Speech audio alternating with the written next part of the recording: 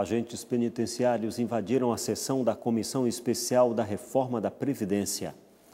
E, como consequência, a sessão foi encerrada após o protesto.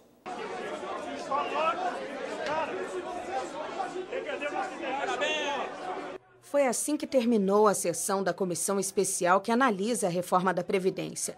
Gritaria e muito empurra-empurra. Cadê o relator? A confusão começou quando os agentes penitenciários invadiram o plenário, reivindicando uma previdência especial que permitiria que eles se aposentassem a partir dos 55 anos. A sessão já havia tomado a decisão mais importante daquela noite de quarta-feira, a votação do parecer do relator da matéria. Depois de quase 10 horas de debate, o texto foi aprovado por um placar bem parecido com o que a base governista já imaginava.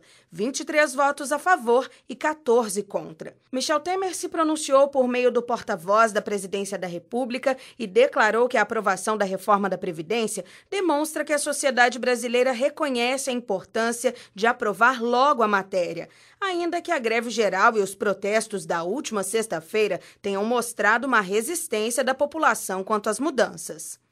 O presidente da República expressa sua satisfação e congratula-se com as deputadas e os deputados da base de apoio do governo. O número de votos favoráveis recebidos na comissão demonstra o reconhecimento da sociedade brasileira quanto à necessidade e à urgência de reformar o sistema previdenciário no Brasil. Se não reformarmos hoje, pagaremos amanhã o elevado preço de adiar decisões fundamentais. Agora o texto segue para o plenário da Câmara. Na Câmara, a proposta só é aprovada se conseguir 3/5 dos votos, ou seja, 308 deputados. A oposição promete acelerar a tramitação da reforma da Previdência para não dar tempo ao governo de ampliar a base de apoio. Já os deputados governistas dizem que isso não é preciso, porque, segundo eles, já teriam os 308 votos. Eu digo como dizia o Rui Barbosa, eu prefiro o aplauso à minha consciência do que os elogios do mundo. Apesar da população ainda não ter entendido da gravidade do que vai consequenciar nós não aprovarmos essa reforma da Previdência, nós temos que ser legisladores que temos que ter coragem de votar aquilo que é necessário. Se não for reformada agora, vai ter que ser reformado depois por um custo maior. E é isso que a gente acredita que vai prevalecer dentro do sentimento do Poder Legislativo brasileiro. O governo ainda não sabe com exatidão o impacto que o parecer apresentado por Arthur Maia vai ter na economia com a reforma da Previdência. Inicialmente, a expectativa era de poupar 830 bilhões de reais no prazo de 10 anos. Agora, o ministro da Fazenda, Henrique Meirelles, estima que o texto pode reduzir esse valor em pelo menos 25%.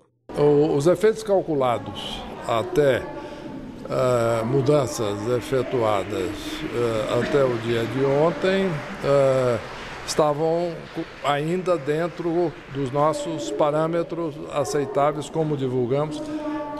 O efeito acumulado em 10 anos de cerca de 24%, fazer com que, portanto, a reforma tenha um efeito fiscal equivalente a 76% daquilo originalmente proposto, que está dentro do patamar que nós já prevíamos. Vivemos numa democracia e é normal que haja uma negociação com o Congresso e, portanto, acredito que está indo muito bem. Acompanhe outras notícias regionais no Plantão da Redação.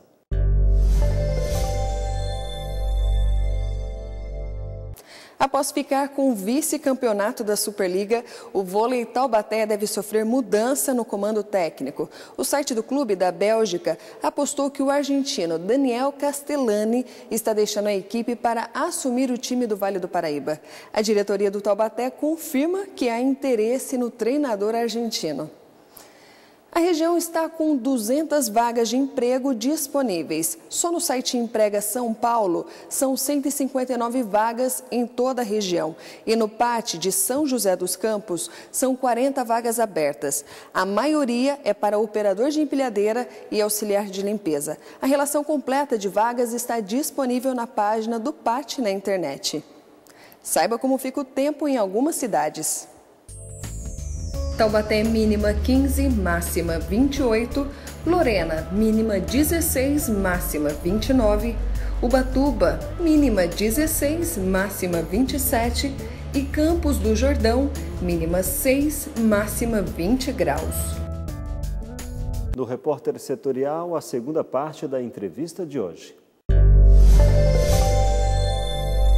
E com relação à proteção à criança vítima de violência, deputada, veio daí ou tem Não, tem isso já é um outro projeto.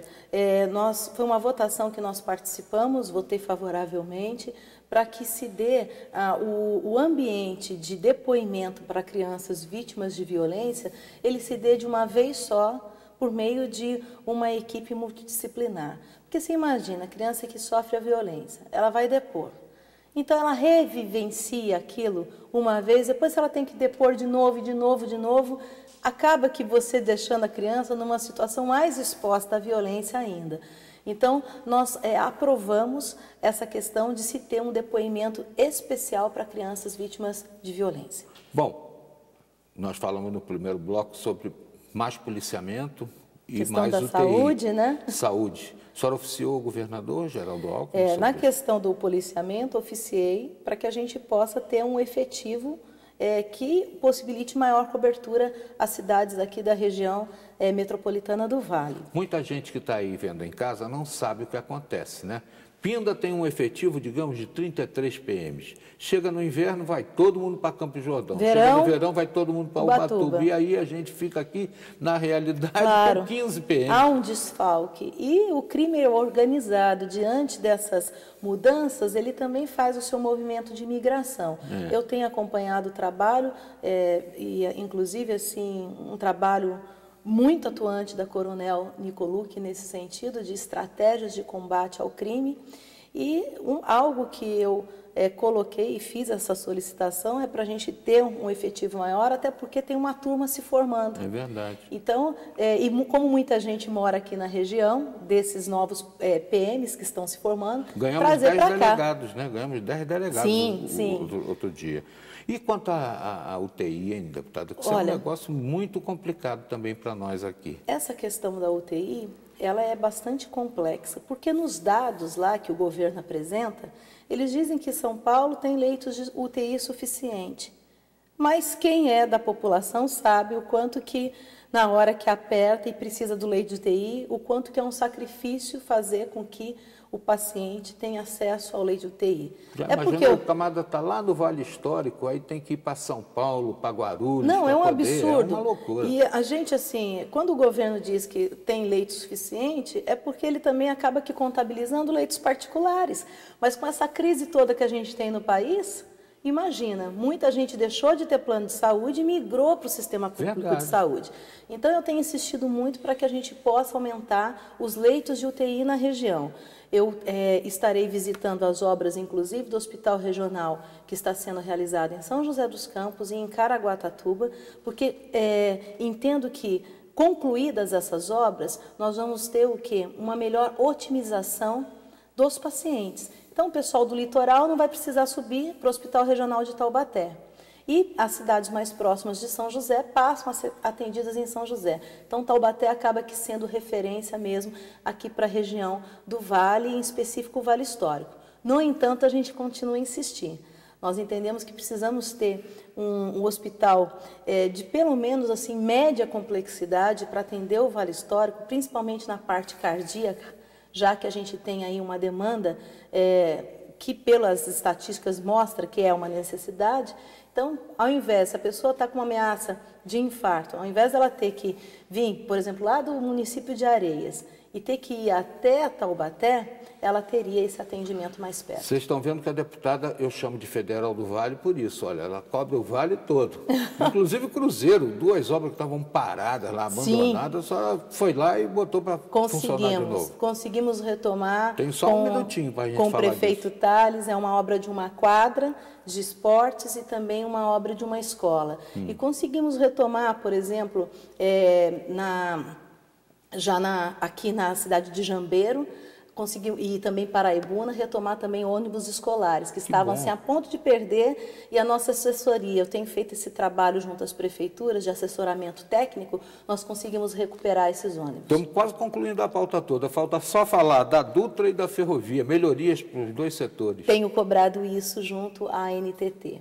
A questão da Dutra, a gente precisa melhorar as alças de acesso, viadutos. Sabemos que não é uma demanda só, por exemplo, de Taubaté, onde a gente tem lá isso localizado em específico ali na região que dá acesso ao Barreiro, mas precisamos também em outros pontos, né? Por exemplo, aqui perto de Canas, melhorar o acesso em Lorena. Tudo isso a gente tem acompanhado junto com os prefeitos e insistido para devidas adequações. Deputada Poliana Gama, PPS, São Paulo, veio aqui hoje prestar conta do seu mandato e eu agradeço muito sua presença. Vou lhe pedir um favor, leve um beijo muito carinhoso para a Laura Carneiro. Levo sim. E queria colocar mais uma coisa, Cataldi, o aparelho de radioterapia. Sim. De tudo que nós estamos acompanhando e o nosso esforço coletivo com aqui Guaratinguetá, nós acreditamos que nós conseguimos resolver esse ano essa situação da radioterapia, para que também os pacientes do Vale Histórico não precisem ir até Guarulhos para poder ter acesso ao tratamento. Quanto mais próximo, melhor para o paciente. A Laura é filha do senador Nelson Carneiro, que fez a lei do divórcio. Obrigado, deputada Poliana Gama. Eu que agradeço. Nesta edição você viu que mesmo em tempos de crise, mercado de casamento continua em alta. O cartão de crédito é o principal vilão do endividamento familiar. 40% o número de mulheres que morrem de infarto aqui no Brasil. Na série O Trabalho do Futuro, você acompanhou as inovações tecnológicas e oportunidades que estão surgindo no mercado de trabalho. Você pode rever todas as nossas reportagens no portal reportersetorial.com. Acesse, compartilhe. Visite também nossa página no Facebook, no Instagram e o nosso canal no YouTube. Temos o encontro marcado de segunda a sexta ao meio-dia, aos sábados e domingos às 11 da noite. E lembre-se, a boa notícia é, quando Jesus voltar, todo olho verá.